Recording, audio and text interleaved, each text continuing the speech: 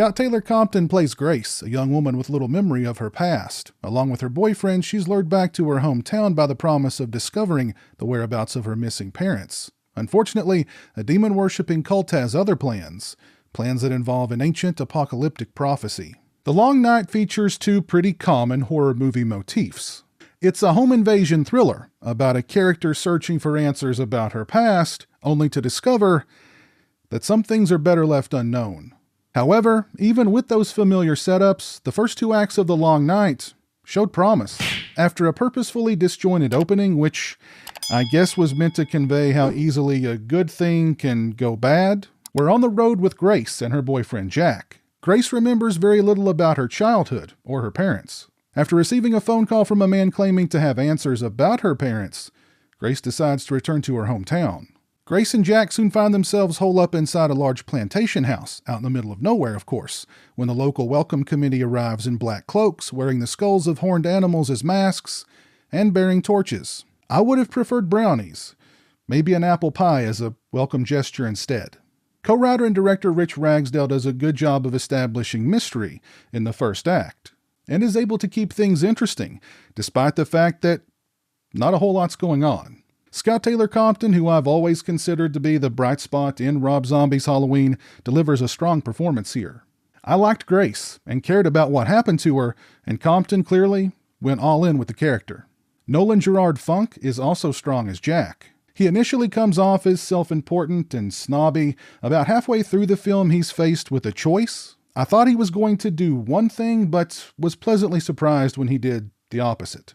Jeff Fahey, who I've been a fan of for years, and Deborah Kara Unger also have small roles. The cult members all look cool in their dark garbs and masks, but the movie doesn't establish any boundaries for them. The cult members can seemingly teleport, they appear out of thin air and can disappear back into it, and can be resurrected after taking a shotgun blast to the head.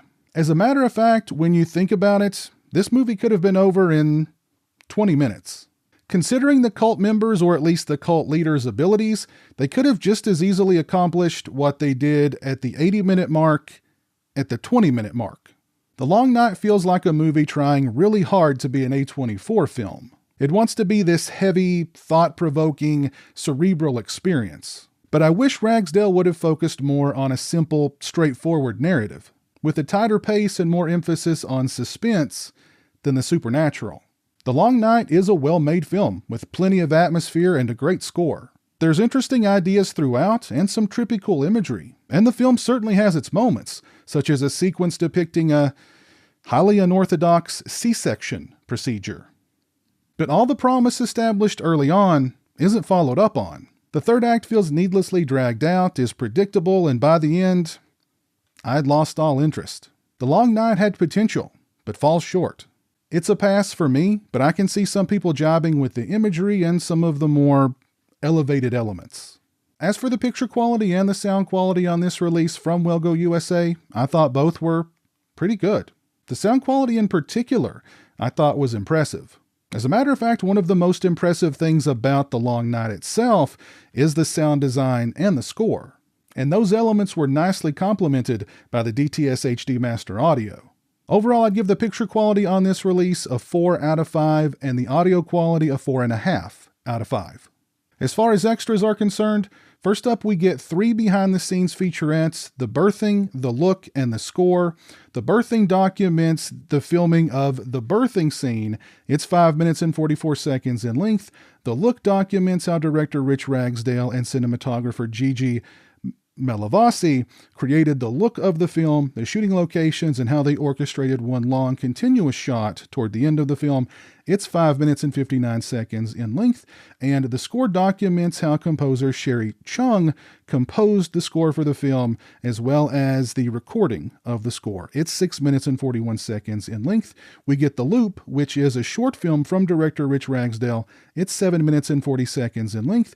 We get the trailer for the film, and we get an audio commentary with director Rich Ragsdale. And I have to say, I really dug Ragsdale's short film, The Loop. It was pretty cool. This is a solid Blu-ray release for The Long Night from the folks over at Wellgo USA. Both the picture quality and the sound quality are quite good, and we get some nice extras to boot. If you're a fan of The Long Night, then this release should be in your collection. If you've seen The Long Night, please let me know your thoughts on the film down in the comments section below. If you like this video, please leave it a thumbs up and share it on social media. If you're not following me on social media, those links are in the description. As always, thanks so much for watching. I really appreciate it. Take care, and until next time, peace. Thank you to all my patrons and channel members. I appreciate your generosity and support of my channel. Become a patron today and have a say in what content appears on my channel. Join me for monthly live streams and much more. Become a channel member today and get access to exclusive badges and emotes to use when I stream. Both those links are in the description.